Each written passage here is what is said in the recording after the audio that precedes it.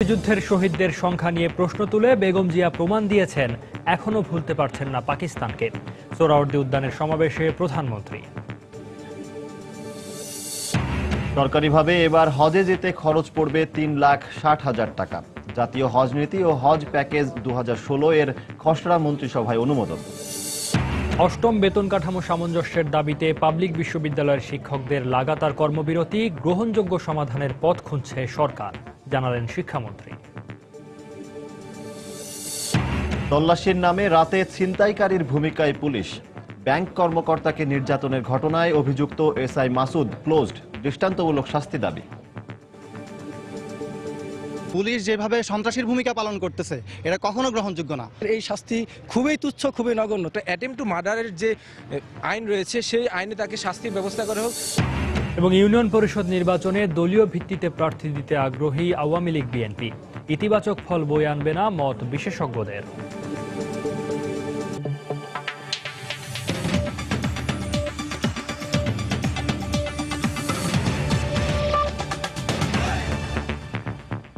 বাংলা সময়ের সঙ্গে আছি আমি সৌমিত্র শুভ্র এবং আমি সজল দাস। প্রধানমন্ত্রী শেখ হাসিনা বলেছেন, মহান মুক্তিযুদ্ধের শহীদদের সংখ্যা নিয়ে প্রশ্ন তুলে বেগম জিয়া প্রমাণ দিয়েছেন তিনি এখনো পাকিস্তানকে ভুলতে পারেন না। দেশবিরোধী ষড়যন্ত্রের মধ্যে আছেন বলেই তাকে প্রত্যাখ্যান করেছে জনগণ। বঙ্গবন্ধুর স্বদেশ প্রত্যাবর্তন দিবস উপলক্ষে সোহরাওয়ার্দী উদ্যানে জনসমাবেশে তিনি একথা বলেন। প্রধানমন্ত্রী বলেন, জনগণ সচেতন আছে বলেই এদেশের মাটিতে যুদ্ধাপরাধীদের বিচার কেউ ঠেকিয়ে রাখতে পারেনি, পারবেও না। যুদ্ধাপরাধীদের বিচার শুরু হয়েছে, অনেক ষড়যন্ত্র, অনেক চক্রান্ত, কিন্তু এই চক্রান্ত কখনো এই বিচার আর থামাতে পারবে না, কারণ এদেশের জনগণই আজকে সচেতন হয়ে উঠেছে। পাকিস্তানি হানাদার বাহিনীর পরাজয় বোধহয় খালেদা জিয়া ভুলতে পারে না। ওনার দিল মে হায় প্যারে পাকিস্তান। ওরা কত বড় দুঃসাহস, যে মহান মুক্তিযুদ্ধে ৩০ লক্ষ মানুষ শহীদ হয়েছে, জীবন দিয়েছে, সেই শহীদদের নিয়ে তিনি কটাক্ষ করেন। তিনি বলেন এত মানুষ তাকে মারা যায় নাই। সিরিয়ারে বিদ্রোহ হলো, আমরা দক্ষতার সাথে সেই বিদ্রোহ দমন করেছি মাত্র ২ দিনের মধ্যে।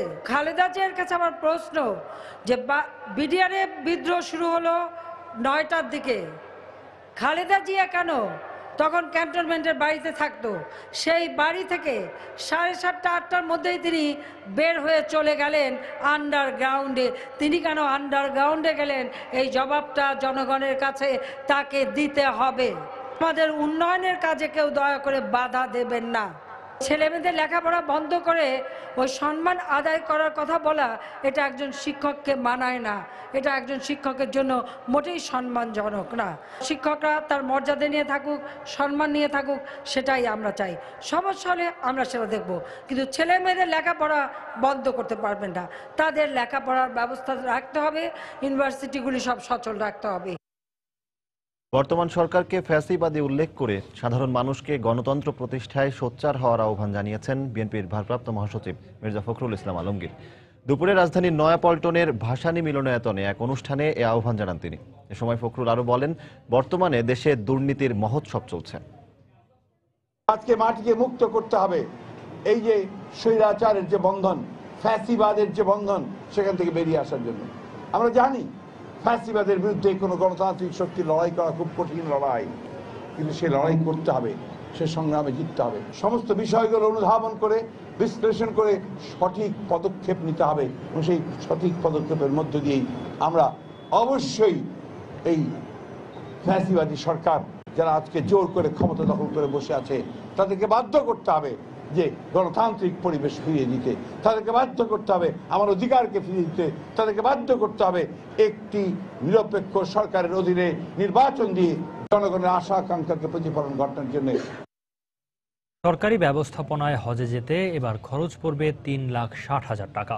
আর বেসরকারি ব্যবস্থাপনায় থাকা, খাওয়া এবং অন্যান্য খরচ বাদে মৌলিক অভিন্ন খরচ ধরা হয়েছে ১,৫৫,০০০ টাকা। মন্ত্রিসভার বৈঠকে আজ এ সংক্রান্ত জাতীয় হজ ও ওমরাহ নীতি ২০১৬ এবং হজ প্যাকেজ ২০১৬ এর খসড়ার অনুমোদন দেওয়া হয়েছে। এবছর সরকারি ও বেসরকারি ব্যবস্থাপনায় 1,13,868 জন বাংলাদেশি হজ করতে সৌদি আরব যেতে পারবেন। এর মধ্যে মাত্র 5,000 বাংলাদেশি সরকারি ব্যবস্থাপনায় হজ করার সুযোগ পাবেন। সরকার নির্ধারিত দুইটি প্যাকেজের একটিতে কোরবানি সহ 3,60,028 টাকা এবং অপরটিতে কোরবানি বাদে 3,04,903 টাকা খরচ নির্ধারণ করা হয়েছে। সচিবালয়ে প্রধানমন্ত্রী শেখ হাসিনার সভাপতিত্বে মন্ত্রিসভার নিয়মিত বৈঠকে এই সংক্রান্ত জাতীয় হজ ও উমরা নীতি এবং হজ প্যাকেজ অনুমোদন দেওয়া হয়। বৈঠক শেষে এ বিষয়ে ব্রিফিং করেন মন্ত্রিপরিষদ সচিব মোহাম্মদ শফিউল আলম। 5,000 হলো সরকারি ব্যবস্থাপনায়, আর বেসরকারি ব্যবস্থাপনায় 1,08,868, সব মিলে 1,13,868 জন। রেজিস্ট্রেশন বাধ্যতামূলক, অর্থাৎ প্রতিটি হজ যাত্রীকেই পিআইডি, পিলগ্রিম আইডি দেওয়া হবে এবং সেই অনুযায়ী ট্রেকিং বা ব্যবস্থাপনা করা হবে। এ সময় তিনি বেসরকারি ব্যবস্থাপনায় হজ করতে যাওয়া এবং বিমান ভাড়া সহ এই সংক্রান্ত বিভিন্ন বিষয় তুলে ধরেন। মৌলিক যে অভিন্ন খরচ সেটা হলো 1,55,441 টাকা 68 পয়সা। বিমান ভাড়া বেসরকারিতে 1,17,577 টাকা 50 পয়সা। সরকার অনুমোদিত প্রত্যেকটি হজ এজেন্সি বেসরকারি ব্যবস্থাপনার হজ যাত্রীদের জন্য নিজ নিজ প্যাকেজ অনুযায়ী মক্কা ও মদিনার বাড়ি, হোটেল ভাড়া, তারপর খাওয়া খরচ, মুআল্লামকে প্রদেয় অতিরিক্ত সার্ভিস চার্জ ইত্যাদি বাবদ ব্যয় চূড়ান্ত করো তো সর্বোচ্চ 2টি হজ প্যাকেজ ঘোষণা করতে পারবে। এদিকে অন্যান্য বছরের মতো এবছর বিমানের ফ্লাইট শিডিউল এবং হজযাত্রীদের লাগেজ নিয়ে অব্যবস্থাপনা হবে না বলেও উল্লেখ করেন মন্ত্রিপরিষদ সচিব। বিমান মন্ত্রণালয় থেকে আশ্বাস দেওয়া হয়েছে যে এবারে সেই জিনিসটা ওনারা কঠোরভাবে দেখবেন, লাগেজগুলো যেন ঠিকমতো আসে এবং ফ্লাইটগুলো যেন অস্বাভাবিক বিলম্ব না করে, সেই বিষয়টা ওনারা চেষ্টা করবেন যেন আর না হয়। মন্ত্রিসভা বৈঠকে 35তম বিসিএস পরীক্ষায় 1,803টি শূন্যপদ পূরণে কোটা শিথিল করার প্রস্তাবে অনুমোদন দেওয়ার কথাও জানান মন্ত্রিপরিষদ সচিব। কোটা শিথিল করে প্রশ্ন আশিস, সময় সংবাদ। 8ম জাতীয় বেতন কাঠামোতে অসঙ্গতি দূর করার দাবিতে লাগাতার কর্মবিরতি শুরু করেছেন পাবলিক বিশ্ববিদ্যালয়ের শিক্ষকরা। বাংলাদেশ শিক্ষক সমিতির ফেডারেশনের ব্যানারে এ কর্মসূচি পালন করছেন তারা। সকাল থেকে ঢাকা বিশ্ববিদ্যালয় সহ দেশের সব পাবলিক বিশ্ববিদ্যালয়ে কোনো পরীক্ষা ক্লাস অনুষ্ঠিত হয়নি। এ সময় শিক্ষার্থীরাও শিক্ষকদের দাবির প্রতি সমর্থন জানিয়ে শিক্ষার সুষ্ঠু পরিবেশ নিশ্চিত করার আহ্বান জানান। নতুন বেতন কাঠামোতে সিলেকশন গ্রেড বহাল ও বেতন বৈষম্য নিরসনের দাবিতে বিশ্ববিদ্যালয়ের শিক্ষকরা গত 8 মাস ধরে আন্দোলন করে আসছেন। তারা ন্যায্য আন্দোলন করছে, কারণ এটা তাদের ন্যায্য একটা দাবি। সো আমরা গভর্নমেন্টের কাছে আশা করব যাতে এই দাবিটা তাড়াতাড়ি মেনে নেয় এবং আমাদের স্বাভাবিক লেখাপড়ে আমরা ফিরে আসতে পারি। শিক্ষকদের স্বার্থের জন্য কেন ছাত্রদের স্বার্থ ক্ষুণ্ণ হবে, এটা আমার গভর্নমেন্টের কাছে প্রশ্ন। সমাধান চেয়েছি, আমরা আন্তরিক সেজন্য। কারণ কি? কারণ হলো আমাদের ছেলেমেয়েদের লেখাপড়া যাতে বিঘ্নিত না হয়। আমাদের কাজ তো হলো শিক্ষা, গবেষণা এবং ওদেরকে পড়ানো, এবং ওই জায়গাটা আমরা যেতে চাইনি, কিন্তু আমাদেরকে জোর করে ঠেলে ওই জায়গাটার মধ্যে দেওয়া হয়েছে। এখন আমরা মর্যাদার জন্য লড়াই করছি। মর্যাদার জন্য আমরা যে কোনো ধরনের স্যাক্রিফাইস করতে রাজি আছি। যে কোনো পরিণতি আসে ওইটা আমরা মাথায় পেতে নিব। এদিকে 8ম বেতন কাঠামোর অসঙ্গতি দূর করার দাবিতে অনির্দিষ্টকালের কর্মবিরতি পালন করেছেন রাজধানীর বাইরের পাবলিক বিশ্ববিদ্যালয়ের শিক্ষকরাও। সকাল 10টায় এই কর্মসূচি শুরু করেন তারা। এ সময় 8ম বেতন কাঠামোতে শিক্ষকদের মর্যাদা বাড়ানোর দাবি জানানো হয়। ব্যুরো প্রতিবেদকদের পাঠানো তথ্য ও ছবি নিয়ে ডেস্ক রিপোর্ট। ক্লাস শুরুর প্রথম দিনই ফিরে যেতে হলো বিভিন্ন পাবলিক বিশ্ববিদ্যালয়ের প্রথম বর্ষের শিক্ষার্থীদের। সোমবার সকাল থেকেই খালি ছিল বাংলাদেশ কৃষি বিশ্ববিদ্যালয়ের শ্রেণীকক্ষগুলো। শিক্ষকরা আবারও তাদের মর্যাদা বাড়ানোর দাবি জানান। আমরা ক্লাস করতে আসছিলাম, কিন্তু শুনলাম যে শিক্ষকদের ধর্মঘট চলতেছে, যার কারণে ক্লাস বন্ধ আছে। ক্লাসগুলো হচ্ছে না এবং পরীক্ষাগুলো হচ্ছে না। এক্ষেত্রে দেখা যাচ্ছে আমাদের সেমিস্টারগুলো দীর্ঘায়িত হচ্ছে এবং আমরা সেশন জটের দিকে চলে যাচ্ছি। দেয়ালে পিঠ থেকে গেছে। শেষ পর্যন্ত শিক্ষকরা সিদ্ধান্ত নিয়েছে যে অনির্দিষ্টকালের জন্য ক্লাস পরীক্ষা থেকে বিরত থাকবে। বাংলাদেশ শিক্ষক সমিতি ফেডারেশনের সিদ্ধান্ত অনুযায়ী বরিশাল বিশ্ববিদ্যালয়ে চলছে শিক্ষকদের কর্মবিরতি। তালাবন্ধ ছিল ক্লাসরুমগুলো, স্থগিত করা হয়েছে সব ধরনের পরীক্ষা। বাংলা, সমাজবিজ্ঞান, অ্যাকাউন্টিং বিভাগের যে পরীক্ষাগুলি ছিল সেই পরীক্ষাগুলি স্থগিত হয়েছে এবং এই কর্মবিরতির কারণে সকল ক্লাস কার্যক্রম বন্ধ রয়েছে। এই কর্মসূচি যতক্ষণ পর্যন্ত না সরকার আমাদের দাবি দেওয়া মেনে নেন ততক্ষণ পর্যন্ত আমরা চালিয়ে যাব। চট্টগ্রাম বিশ্ববিদ্যালয়ের শিক্ষকরাও বলছেন বেতন নয়, মর্যাদা বাড়াতে হবে। দীর্ঘদিন আন্দোলনের পরও দাবি না মানায় কঠোর কর্মসূচি দিতে বাধ্য হয়েছেন বলে জানান শিক্ষকরা। এখন আমরা ব্যাপক আন্দোলনের দিকে যাওয়ার পরিকল্পনা করেছি। ফেডারেশনের মাধ্যমে সিদ্ধান্ত গৃহীত হয়েছে, আজকে থেকে কমপ্লিট শাটডাউন, কোনো ধরনের পরীক্ষা এবং ক্লাস হবে না, এটি চলতে থাকবে। এছাড়া অন্যান্য পাবলিক বিশ্ববিদ্যালয়েও একই কর্মসূচি পালন করছেন শিক্ষকরা। ফাহমিদা মৌটুসী, সময় সংবাদ। বিশ্ববিদ্যালয় শিক্ষকদের মর্যাদা রক্ষার দাবির সঙ্গে পুরোপুরি একমত শিক্ষামন্ত্রী নুরুল ইসলাম নাহিদও। তবে মর্যাদা রক্ষার দাবিতে শিক্ষকরা ক্লাস পরীক্ষা বর্জনের মাধ্যমে যে লাগাতার কর্মবিরতি শুরু করেছেন তাতে শিক্ষা কার্যক্রম ব্যাহত হবে বলে মনে করেন তিনি। সময় সংবাদকে দেয়া সাক্ষাৎকারে শিক্ষামন্ত্রী বলেন, যেহেতু বেতন নিয়ে কোনো দ্বিমত নেই, তাই সমস্যা সমাধানে গ্রহণযোগ্য পথ বের করতে চেষ্টা চালাচ্ছে সরকার। বিস্তারিত জানাচ্ছেন আব্দুল আহাদ। অষ্টম জাতীয় বেতন কাঠামো ঘোষণার পর থেকে এর বিরোধিতা করে আসছেন বিশ্ববিদ্যালয়ের শিক্ষকরা। আগে টাইম স্কেল ও সিলেকশন গ্রেড থাকলেও নতুন কাঠামোতে তা বাদ দেওয়া হয়। এর ফলে বিশ্ববিদ্যালয়ের অধ্যাপকদের প্রথম গ্রেড বা সচিবের সমমর্যাদায় যাওয়ার পথ বন্ধ হয়ে গেছে। তাই অষ্টম বেতন কাঠামো বাতিল করে শিক্ষকদের টাইম স্কেল ও সিলেকশন গ্রেড বহালের দাবিতে আন্দোলন করে আসছেন বিশ্ববিদ্যালয়ের শিক্ষকরা। কিন্তু দাবি আদায় না হওয়ায় ক্লাস বর্জনের লাগাতার কর্মবিরতি শুরু করেছেন শিক্ষকরা। এতে স্বাভাবিক শিক্ষা কার্যক্রম ব্যাহত হবে বলে মনে করেন শিক্ষামন্ত্রী। ক্লাস না হলে তো ক্ষতিগ্রস্ত হব, কিন্তু সেটা তো আর এখন যদি অনেক লম্বা দিন ধরে হয় সে এক জিনিস। তা আমি আশা করি এটা অত লম্বা হবে না, এটা সমাধান বের হবে। শিক্ষকদের আন্দোলন থেকে সরে আসার আহ্বান না জানালেও তাদের সম্মান ও মর্যাদা সবার ওপরে হওয়া উচিত বলে মনে করেন শিক্ষামন্ত্রী। আমি তো স্পষ্টই বলছি, তারা সবচেয়ে বেশি সম্মান মর্যাদার জন্য পায়, আর বেতন কাঠামো ঠিক করার একটা নিয়ম রীতি আছে, তার মধ্যে ফেলতে হবে। শিক্ষামন্ত্রী বলেন, শিক্ষকরা সন্তুষ্ট হবেন এমন পথ দ্রুত বের করতে চেষ্টা চালাচ্ছে সরকার। প্রথম যখন পে স্কেল ঘোষণা করি সেই সঙ্গে কিন্তু আমরা একটা কমিটি করে দিচ্ছি, যদি অসঙ্গতি থাকে সেটা সমাধানের জন্য। তো সেইটা নিয়ে আমরা চেষ্টা চলছে, কিন্তু একটা জায়গায় পৌঁছতে হবে যেখানে গেলে পরে এটা প্রকৃত সমাধান হয়। তো সেই জায়গাটা নিয়ে বারবার হয়তো আলোচনা হচ্ছে, কথা হচ্ছে, এটা সমাধানে আমরা যাবো, সেটা আমরা চেষ্টা করতেছি। গভর্নমেন্ট তো এটাকে ছেড়ে দেয়নি যে না তাই মানব না। দেশে পাবলিক বিশ্ববিদ্যালয়ের সংখ্যা 37টি, আর বর্তমানে 83টি বেসরকারি বিশ্ববিদ্যালয় শিক্ষা কার্যক্রম চালাচ্ছে। আব্দুল আহাদ, সময় সংবাদ, সিলেট। বাংলার সময় আরও থাকছে। অস্ত্রের উৎস খুঁজে বের করেই রুখতে হবে জেএমবির উত্থান, মত নিরাপত্তা বিশ্লেষকদের। জঙ্গিবাদ প্রতিরোধে কঠোর ব্যবস্থা নেওয়ার তাগিদ ইসলামী চিন্তাবিদদের।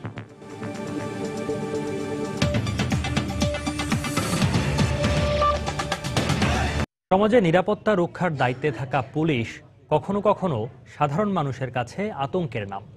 মহাসড়ক থেকে শুরু করে রাজপথ, মহল্লার অলিগলি সব জায়গায় দেখা যায় অসাধু কিছু পুলিশ সদস্যের অপতৎপরতা।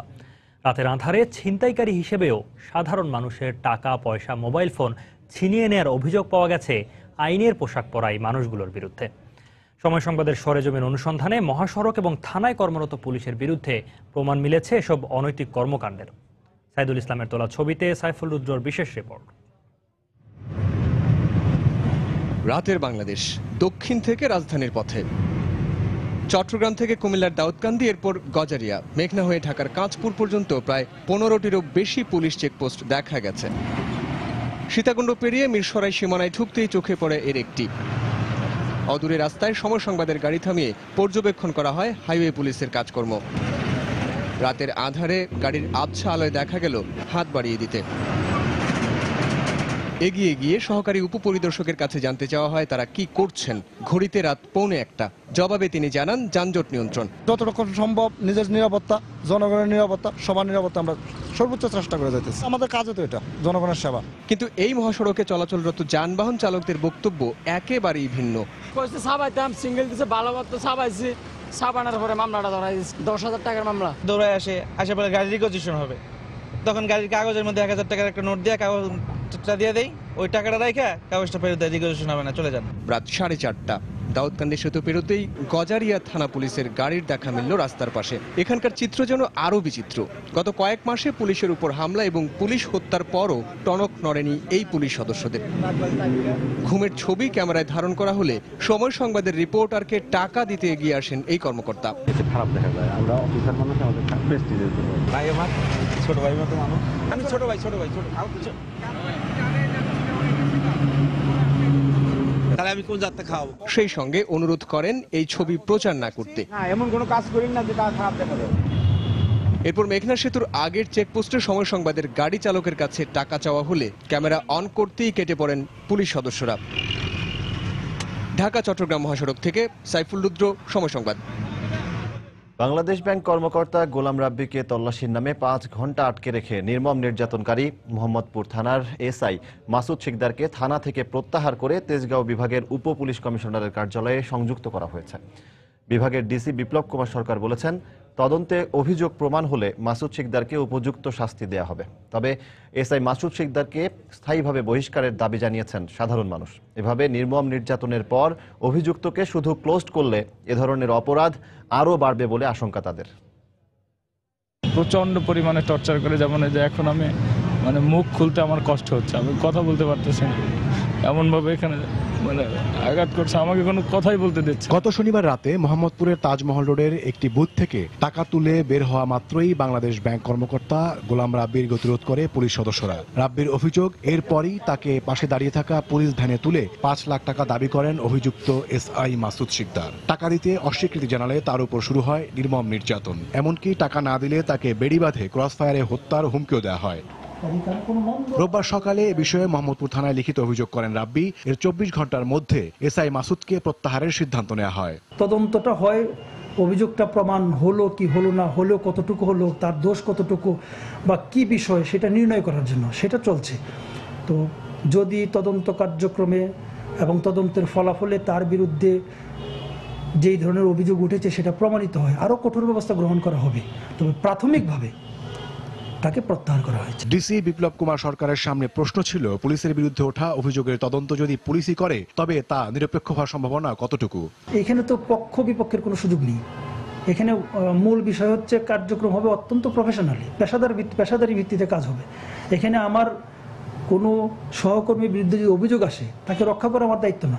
এদিকে এসআই মাসুদ শিকদারকে পুলিশ থেকে বের করার দাবি জানিয়েছেন সাধারণ মানুষ। আমরা তার উপযুক্ত শাস্তি হিসাবে তাকে ডিসমিস করতে চাই। পুলিশ যেভাবে সন্ত্রাসীর ভূমিকা পালন করতেছে এটা কখনো গ্রহণযোগ্য না। দেশের মানুষের যে আস্থা হারিয়েছে পুলিশের প্রতি, সে আস্থাকে ফিরিয়ে আনতে হলে অবশ্যই পুলিশের এই শাস্তি খুবই তুচ্ছ, খুবই নগণ্য। শুধু বহিষ্কার নয়, প্রচলিত আইনে একটা অ্যাটেম্প টু মার্ডারের যে আইন রয়েছে সেই আইনে তাকে শাস্তির ব্যবস্থা করা হোক। এসআই মাসুদ শিকদারের বিরুদ্ধে জজ কোর্টে মামলা করার কথা জানিয়েছেন গোলাম রাব্বি। ওমর ফারুক, সময় সংবাদ, ঢাকা। পৌরসভা নির্বাচন শেষ হতে না হতেই নির্বাচন কমিশনের দ্বারে কড়া নাড়ছে ইউনিয়ন পরিষদ নির্বাচন। এই নির্বাচনের প্রক্রিয়া চূড়ান্ত না হলেও প্রধান দুই রাজনৈতিক দলই আগ্রহী দলীয় ভিত্তিতে নির্বাচনে। তবে তৃণমূল পর্যায়ের নির্বাচন দলীয় ব্যানারে হলে ফল শুভ হবে না বলে মত বিশেষজ্ঞদের। রাশেদ লিমনের রিপোর্ট। প্রথমবারের মতো দলীয় ব্যানারে পৌরসভা নির্বাচনে নিজেদের সাফল্যের পাশাপাশি এর মাধ্যমে তৃণমূল পর্যায়ে দল আরও সুসংগঠিত হয়েছে বলে মনে করে ক্ষমতাসীন আওয়ামী লীগ। অপরদিকে সরকারের কারচুপির কারণে নির্বাচনে নিজেদের ভরাডুবি দাবি করে এর মাধ্যমে দল পুনর্গঠন প্রক্রিয়া ত্বরান্বিত হয়েছে বলে মনে করে বিএনপি। আমরা তৃণমূল পর্যায় থেকে সাংগঠনিকভাবে সুসংগঠিত হতে পেরেছি। গুটি কয়েক জায়গায় ছাড়া প্রত্যেক জায়গায় আমাদের প্রার্থী ছিল। এই স্থানীয় সরকার নির্বাচনকে কেন্দ্র করেও বাংলাদেশ আওয়ামী লীগ তৃণমূল পর্যায়ে বিশেষ করে পৌর এলাকাগুলোতে নতুন প্রাণ সঞ্চারিত হয়েছে। আসছে ইউপি নির্বাচনেও দলীয় ভিত্তিতে করার পক্ষেই অবস্থান এই প্রধান দুই রাজনৈতিক দলের। ইউনিয়ন কাউন্সিল নির্বাচনের ভেতর দিয়ে জনগণকে দলীয় প্রতীকে, দলীয় ব্যানারে, দলীয় কর্মসূচিতে মোবিলাইজ করা, সংগঠিত করার সবচেয়ে সর্বোত্তম সুযোগ। নাচতে যখন নেমেছেন তারা ঘোমটা দিয়ে লাভটা কি? ওই আমাদের যে ইউনিয়ন পরিষদের মেম্বার তাদের ক্ষেত্রে দলীয় মনোনয়নপত্র দেওয়ার ব্যবস্থা করুন। যদিও দলীয় প্রতীকে স্থানীয় পর্যায়ের সর্বনিম্ন স্তরের নির্বাচনকে নেতিবাচক হিসাবেই দেখছেন বিশেষজ্ঞরা। সবচেয়ে হলো সামাজিক বন্ধনটা নষ্ট হয়, সামাজিক বন্ধনটা নষ্ট যাতে না হয় এই জন্য এটা পৌরসভা পর্যন্ত আমার কনসেপ্টে হতে পারে। ডিসিশন ইজ কমপ্লিটলি সরকারের উপরে। তো আমার ব্যক্তিগত মতামত হচ্ছে যে ইউনিয়ন কাউন্সিল নির্বাচনটি নির্দলীয় করাই ভালো। তবে বিধি চূড়ান্ত করার আগে রাজনৈতিক দলগুলোর সঙ্গে কমিশনের আলোচনা করা উচিত বলেও মনে করেন তারা। রাশেদ লিমন, সময় সংবাদ, ঢাকা। 30 ডিসেম্বর অনিয়মের অভিযোগে দেশের বিভিন্ন স্থানে স্থগিত পৌর নির্বাচনী এলাকাগুলোতে পুনর্নির্বাচন আগামীকাল। এরই মধ্যে ভোট গ্রহণের সকল প্রস্তুতি সম্পন্ন করেছে স্থানীয় নির্বাচন কমিশন। নরসিংদীর মাধবদীতে দুপুরে রিটার্নিং কর্মকর্তার কার্যালয়ে আসেন বিভিন্ন কেন্দ্রের প্রিজাইডিং অফিসাররা। পরে ব্যাপক নিরাপত্তার মধ্য দিয়ে ব্যালট পেপার, বক্স, সিল সহ যাবতীয় নির্বাচনী সরঞ্জাম নিয়ে স্ব স্ব কেন্দ্রে রওনা দেন তারা। এদিকে 30 ডিসেম্বরের মতো কোনো অনাকাঙ্ক্ষিত ঘটনা যাতে না ঘটে তাই বাড়তি নিরাপত্তা নেওয়া হয়েছে বলে জানিয়েছেন নির্বাচনী কর্মকর্তা।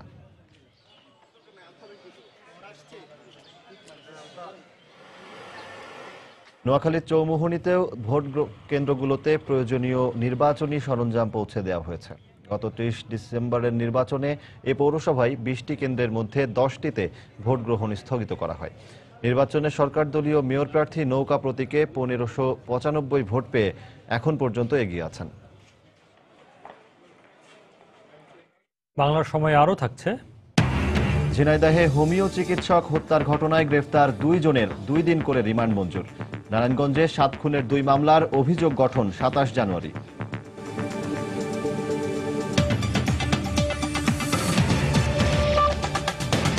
কথিত ইসলামী রাষ্ট্র কায়েমের নামে সাধারণ সদস্যদের তাত্ত্বিক ও বোমা তৈরির প্রশিক্ষণের পাশাপাশি অত্যাধুনিক অস্ত্র চালানোর প্রশিক্ষণ দিচ্ছে নিষিদ্ধ ঘোষিত জঙ্গি সংগঠন জেএমবি।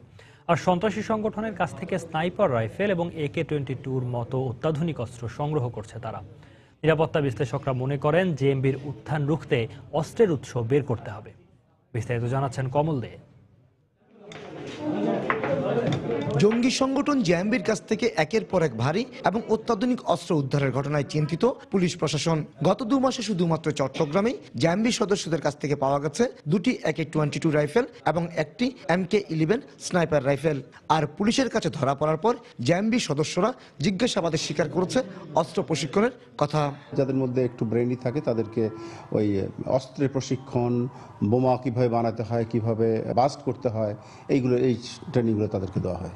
জঙ্গি সদস্যদের এই সশস্ত্র প্রশিক্ষণকে সহজভাবে নেওয়া উচিত হবে না বলে মত নিরাপত্তা বিশ্লেষকের। আর ইসলামী চিন্তাবিদ বলছেন তাদের বিরুদ্ধে কঠোর ব্যবস্থা নেওয়ার কথা। অস্ত্রের যে উৎস সেটাকে চিহ্নিত করতে হবে এবং সেখানে অস্ত্রের প্রবেশটাকে রোধ করতে হবে। তাহলে দুটা জিনিস ঝুঁকিও কমবে আর যারা এই অস্ত্রের জন্য উৎসাহী তারাও নিরুৎসাহ হবে। এই সমস্ত বিষয়গুলো রাষ্ট্র নিয়ন্ত্রণ করবে। কোনো সমাজ বা ব্যক্তির ব্যবস্থাপনা এগুলা করলে নিশ্চয় কোনো অশুভ উদ্দেশ্যে তৎপর হয়ে তারা এগুলা করতেছে, এটা প্রমাণিত হবে। চট্টগ্রামের হাটহাজারে জঙ্গি আস্তানা থেকে মার্কিন স্নাইপার রাইফেল সহ গ্রেপ্তার হওয়া জেএমবির 3 সদস্যই চট্টগ্রাম বিশ্ববিদ্যালয়ের ছাত্র। এরা আগে শিবির করতো, এখন তারা জেএমবির সাথে জড়িত হয়েছে। অর্থাৎ তারা যে মৌলবাদ রাজনীতি এটার সাথে জড়িত হয়েছে এবং এর মূল বিষয় হচ্ছে যে মূল কারণ হচ্ছে অর্থ। এই অবস্থায় জেএমবির অস্ত্রের রুটের সন্ধানে নেমেছে গোয়েন্দা পুলিশ। অলরেডি কিছু পেয়েছি যে তারা কোন রুট দিয়ে এগুলি এনেছে বা আনছে, আর তারা তো ইতিমধ্যে কিছু নাশকতা করতে গিয়ে তারা আমাদের হাতে ধরা পড়েছে। পুলিশ জানায় জেএমবি সদস্যরা সংগঠনের তহবিল সংগ্রহের জন্য ছিনতাইয়ের কাজে ব্যবহার করেছে AK-22 রাইফেল। কমল দে, সময় সংবাদ, চট্টগ্রাম। কুমিল্লায় ডাকাতের হামলায় আলী আকবর নামে সাবেক এক আনসার সদস্য নিহত হয়েছেন। গত রাতে 14 গ্রামের চান্দুশ্রী গ্রামে এই ঘটনা ঘটে। পুলিশ জানায় তালা ভেঙে আলী আকবরের বাড়িতে প্রবেশ করে একদল ডাকাত। এ সময় আকবর ও তার স্ত্রীকে হাত পা বেঁধে বেধড়ক পেটায় তারা। বাড়ির গেট খোলা দেখে স্থানীয়রা বাড়িতে ঢুকে 2 জনকে আহত অবস্থায় দেখে পুলিশে খবর দেয়। পরে ঘটনাস্থলে পৌঁছে পুলিশ তাদের কুমিল্লা মেডিকেল কলেজ হাসপাতালে নিলে আকবরকে মৃত ঘোষণা করেন চিকিৎসক।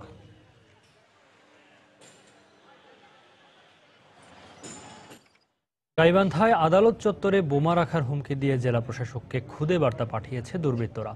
দুপুরে এই বার্তা পাঠানো হয় বলে নিশ্চিত করেছে পুলিশ। এ খবর ছড়িয়ে পড়লে জেলা প্রশাসকের কার্যালয় সংলগ্ন আদালত চত্বরে আতঙ্ক ছড়িয়ে পড়ে। এ সময় আতঙ্কিত মানুষের ছোটাছুটিতে আদালত এলাকায় উত্তেজনা ছড়িয়ে পড়ে। খবর পেয়ে পুলিশ ঘটনাস্থলে পৌঁছে আদালত চত্বর থেকে আইনজীবী ও বিচার প্রার্থী সহ সবাইকে সরিয়ে দেয়।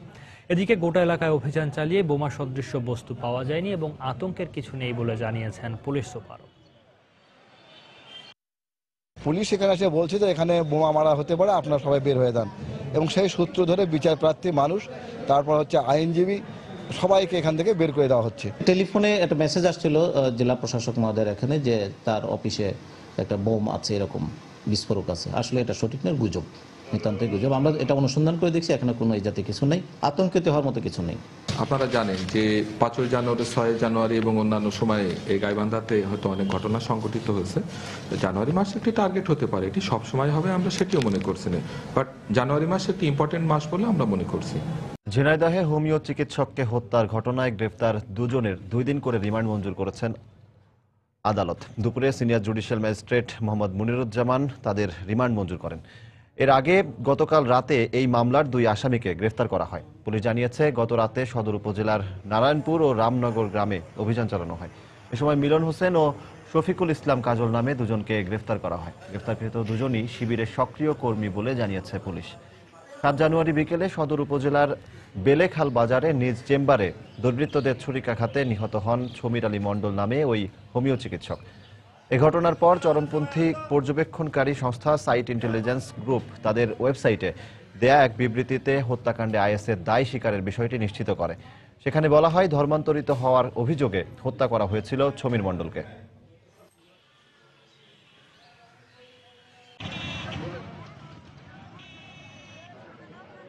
নারায়ণগঞ্জের 7 খুনের ঘটনায় দায়ের করা 2টি মামলার অভিযোগ গঠনের তারিখ আগামী 27 জানুয়ারি ধার্য করেছেন আদালত। সকালে শুনানি শেষে অতিরিক্ত জেলা ও দায়রা জজ আদালতের বিচারক মিয়াজি শহীদুল ইসলাম চৌধুরী এ তারিখ নির্ধারণ করেন। আজ চার্জ গঠনের কথা থাকলেও মামলার আসামি র্যাবের সাবেক কর্মকর্তা তারেক সাইদ মোহাম্মদকে আদালতে হাজির করতে না পারায় তা সম্ভব হয়নি। এর আগে নিরাপত্তার মধ্য দিয়ে এই 2 মামলার অন্য আসামিদের আদালতে হাজির করা হয়। এ সময় মামলার প্রধান আসামি নূর হোসেন ও তার 4 সহযোগীর জামিন আবেদন করলে তা নামঞ্জুর করেন আদালত। এদিকে ন্যায় বিচার নিয়ে শঙ্কা প্রকাশ করেছেন মামলার বাদী সেলিনা হোসেন বিউটি। প্রকাশ্যে নূর হোসেনের লোকজন যেভাবে আদালতের বাহিরে এবং ভিতরে ঘোরাফেরা করতেছে, মনে হয় ওরা 7 মার্ডার করে নাই, কোনো অপরাধই করে নাই। অপরাধ আমরা করেছি। লেফটেন্যান্ট কর্নেল তারেক সাইদ অবসরপ্রাপ্ত, উনি অসুস্থ থাকায় কোর্টে আসেন নাই।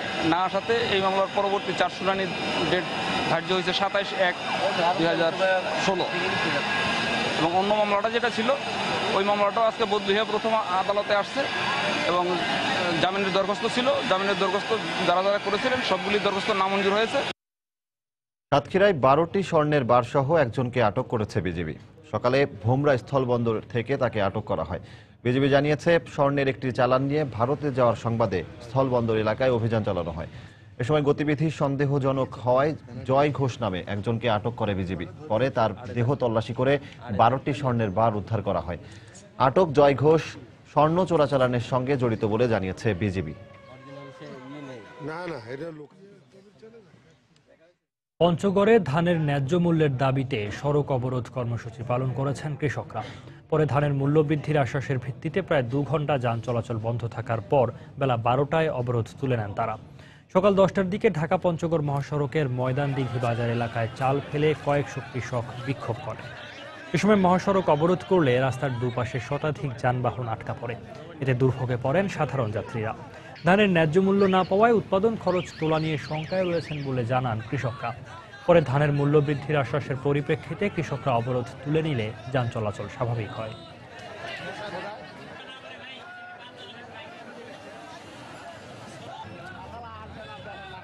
চাকরিয়ানদের বেতন বাড়লো, ডবল হইলো, ধানের দাম কম হইলো কেন?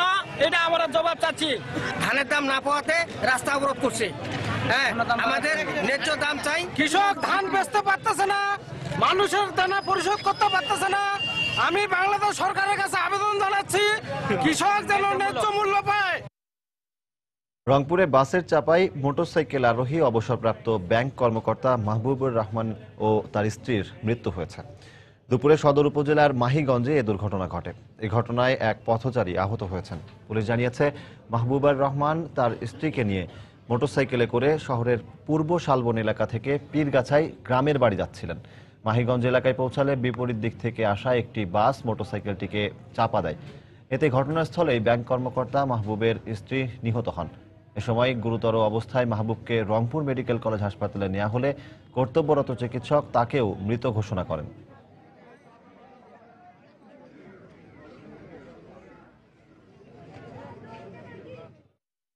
ড্রাইভারটা গাড়ির ঘোরার নামে দেওয়ার পরে মোটরসাইকেলটা ঢুকে গেছে ভেতরে। ডাঙ্কা মহিলাটা ছিল পিছনে, ডাঙ্কায় পড়ে যাওয়ার পরে সামনের চাকা ওনার এই দিক দিয়ে গেছে, যাওয়ার পর পিছনের চাকা যখন ইয়ে করছে ওই জায়গায় পড়িয়ে দাবি গেছে মহিলাটা। বিপরীতগামী একটি মোটরসাইকেল আরোহী, একজন পুরুষ এবং একজন মহিলা, সজোরে মুখোমুখি সংঘর্ষের কারণে ওখানে অ্যাক্সিডেন্টটা সংঘটিত হয়। ওখানে দাঁড়িয়ে থাকা একজন সাইকেল আরোহী আছে, উনিও গুরুতর আহত অবস্থায় রংপুর মেডিকেল কলেজ হাসপাতালে ভর্তি হয়েছে। আর এর মধ্যে আমরা স্পটেই একটি মৃতদেহ উদ্ধার করে যথাযথভাবে আইনি প্রক্রিয়া শেষ করে এটার প্রয়োজনীয় ব্যবস্থা গ্রহণ করতেছি। কেরানীগঞ্জে দুর্বৃত্তদের দেয়া আগুনে দুটি বসতঘর পুড়ে গেছে। গতকাল রাতে দড়িগাঁও আওড়াহাটি এলাকায় এ ঘটনা ঘটে। পুলিশ জানায় চিৎকার শুনে স্থানীয়রা এসে আগুন নিয়ন্ত্রণে আনে। এর আগে দুটি বসতঘরের সব পুড়ে ছাই হয়ে যায়। বিরোধের জের ধরে প্রতিবেশী জহুরা তাদের বাড়িতে আগুন দিয়েছে বলে দাবি ক্ষতিগ্রস্তদের।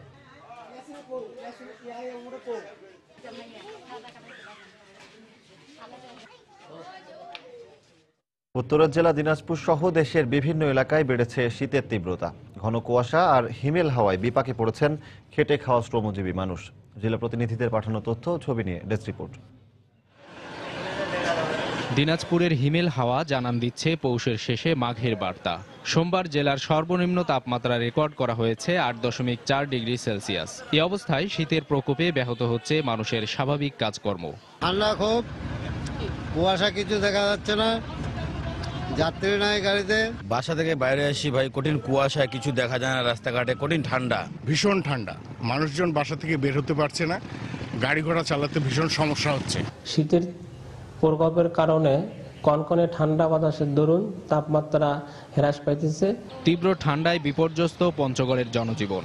সকাল থেকেই কুয়াশার চাদরে ঢাকা থাকে বিভিন্ন এলাকা, ফলে দিনেও হেডলাইট জ্বালিয়ে চলাচল করছে যানবাহন। অন্যদিকে আগুন জ্বালিয়ে শীত নিবারণের চেষ্টা করছেন সাধারণ মানুষ। নীলফামারীতে বইছে মৃদু শৈত্যপ্রবাহ, তবে খানিকটা বেলা হলে কুয়াশার পর্দা পেরিয়ে উকি দেয় সকালের সূর্য।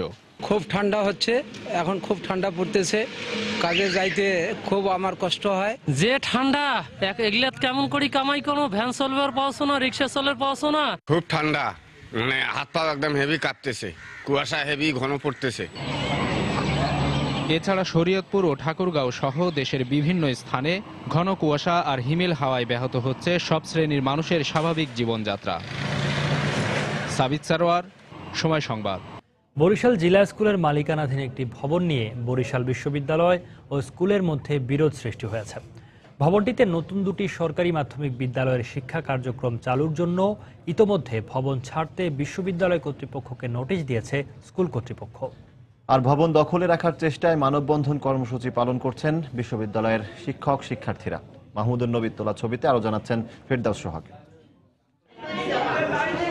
2011-12 শিক্ষাবর্ষে চালু হয়েছিল বরিশাল বিশ্ববিদ্যালয়ের শিক্ষা কার্যক্রম। নিজস্ব ভবন না থাকায় শুরু হয় জিলা স্কুলের কলেজ ভবনে।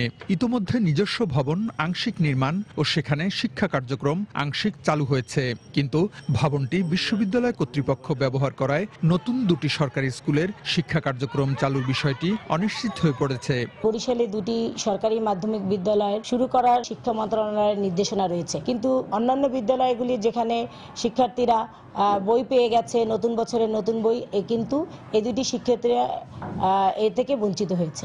এদিকে ভবন দখলে রাখতে বিশ্ববিদ্যালয় কর্তৃপক্ষ নানা বাহানা করছে বলে অভিযোগ জিলা স্কুলের প্রধান শিক্ষকের। 31শে ডিসেম্বরের মধ্যে বরিশাল জেলা স্কুল ভবনকে বুঝিয়ে দেওয়ার জন্য বরিশাল বিশ্ববিদ্যালয় কর্তৃপক্ষকে চিঠি দিয়েছিলাম, কিন্তু তারা এই ভবনটি বুঝিয়ে না দিয়ে তারা সেটা দখলে রাখার জন্য আন্দোলন সংগ্রামে যাচ্ছে। আসলে এটা কাঙ্ক্ষিত না তাদের কাছ থেকে।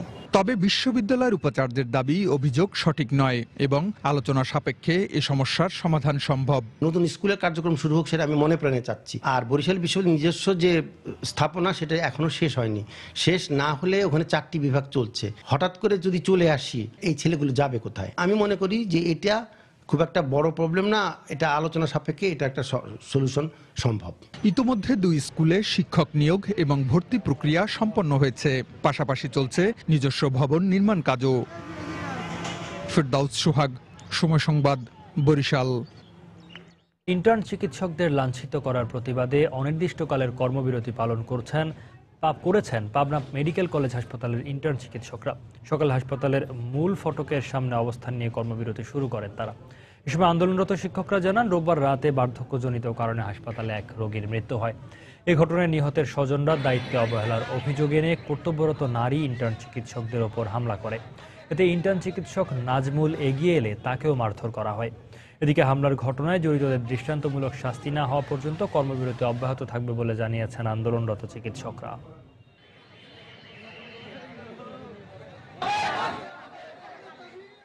কুমিল্লা নগরীর যানজট নিরসনে উচ্ছেদ অভিযানে নেমেছে সিটি কর্পোরেশন। সকালে নগরীর নবী মার্কেটে শুরু হয় উচ্ছেদ অভিযান, পরে একে একে গুড়িয়ে দেয়া হয় 24টি দোকান। এ সময় সিটি মেয়র মনিরুল হক সাক্কু সেখানে উপস্থিত ছিলেন। তিনি জানান, শহরের রাস্তা সম্প্রসারণ করতে এবং ড্রেনেজ ব্যবস্থা উন্নয়ন করতে এই অভিযান পরিচালনা করা হচ্ছে। এদিকে স্বল্প মূল্যে দোকান বরাদ্দ দিয়ে নবী মার্কেটটি নিউ মার্কেটে স্থানান্তর করা হয়েছে বলেও জানান তিনি। স্থানীয়দের দাবি, 40 বছর আগে নগরীর প্রাণকেন্দ্রে নবী মার্কেটটি নির্মাণ করা হয়। শুধুমাত্র জলবদ্ধতা নিরসন ও রাস্তা সম্পন্নের জন্য ড্রেন ও রাস্তা বাড়ানো হইতেছে, এই কারণে এটা নবী সাহেবের মার্কেটের কারণে স্থানান্তর করা হয়েছে। আমরা নিউ মার্কেটের ভিতরে 4 তলায় তাদেরকে 24টা দোকান বরাদ্দ দিচ্ছি, পুনর্বাসন করিয়া বরাদ্দ দেওয়া হয়েছে স্বল্প দামে। আগামী 17 এপ্রিল 5 বছর পূর্ণ করতে যাচ্ছে সময় সংবাদ। এ উপলক্ষে মাস জুড়ে দেশের প্রতিটি জেলায় দর্শকদের কাছে যাচ্ছে সময় সংবাদের প্রতিনিধি দল। এরই অংশ হিসেবে সকালে দেশের দক্ষিণ পশ্চিমাঞ্চলের জেলা খুলনার রয়্যালের মোড়ে অনুষ্ঠানের আয়োজন করা হয়। এ সময় বিভিন্ন শ্রেণী পেশার মানুষ সেখানে ভিড় জমান। তারা সময় সংবাদ নিয়ে তাদের মতামত জানান। পরে বিকেলে বাগেরহাটের হযরত খান জাহান আলী রহমতুল্লাহি আলাইহি ওয়াসাল্লামের মাজার প্রাঙ্গণে দর্শকের কাছে অনুষ্ঠানের আয়োজন করা হয়। সেখানে রাজনৈতিক, সামাজিক ও সাংস্কৃতিক সংগঠন সহ বিভিন্ন শ্রেণী পেশার মানুষ উপস্থিত ছিলেন। এ সময় নানা সমালোচনার পাশাপাশি সময় সংবাদকে এগিয়ে নিতে পরামর্শও দেন তারা।